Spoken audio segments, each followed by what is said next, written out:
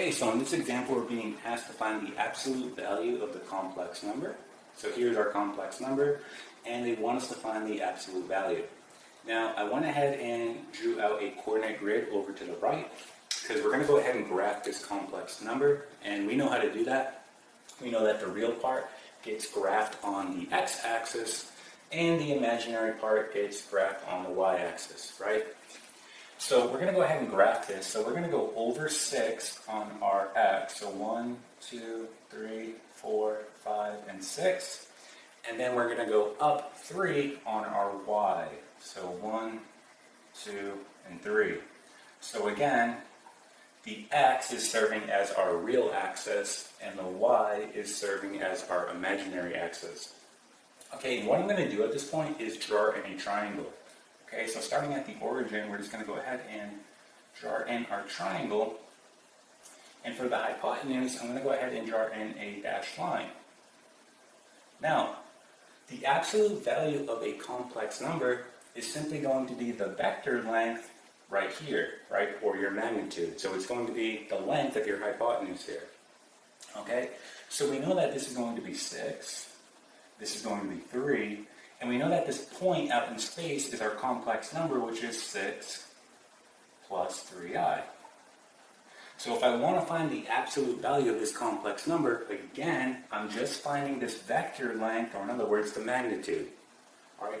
And think about how you're going to do that. You can just use Pythagorean theorem. Okay?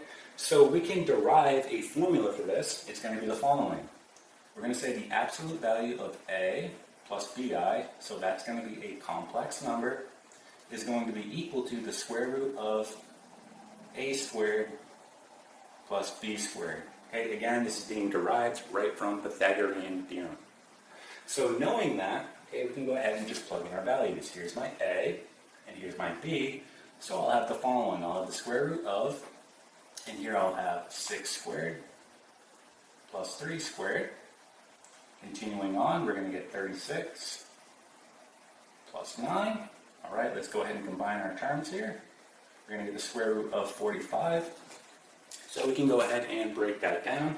So we'll just say right here, the square root of, we'll do 9 times 5. We know that 9 is a perfect square, so the square root of 9 is going to be 3. So we get 3 square root of 5. Here's going to be our final answer right here. Okay, so that's the absolute value of the complex number. All right, let's try another example. All right, so here's our next example. Now again, I'm going to go ahead and graph it out again. But once you have that formula, you don't have to keep graphing it out, but we're just going to go ahead and graph it out so we can reinforce the concept. All right, so here's my complex number. Again, they want us to take the absolute value of it, so we're going to go ahead and graph it. So again, my real part gets graphed on the horizontal axis, so we're going to go over 2. And then my imaginary part gets graphed on the vertical axis, so I'm going to go up 5.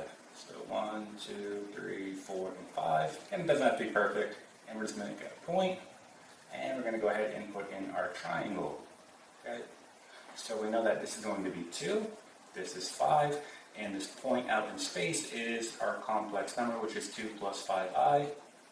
And we can go ahead and just draw in our hypotenuse, which we know is going to be our vector, or our magnitude. Okay.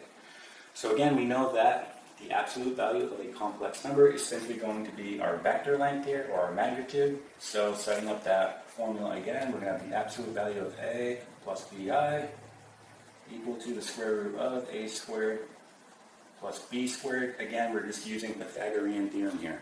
All right, so let's go ahead and plug in our values. We're going to get the square root of a is going to be 2, so we get 2 squared plus b, which is 5 squared.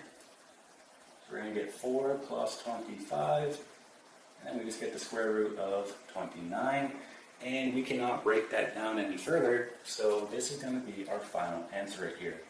Okay, so here is the absolute value of our complex number. Okay, and that is it.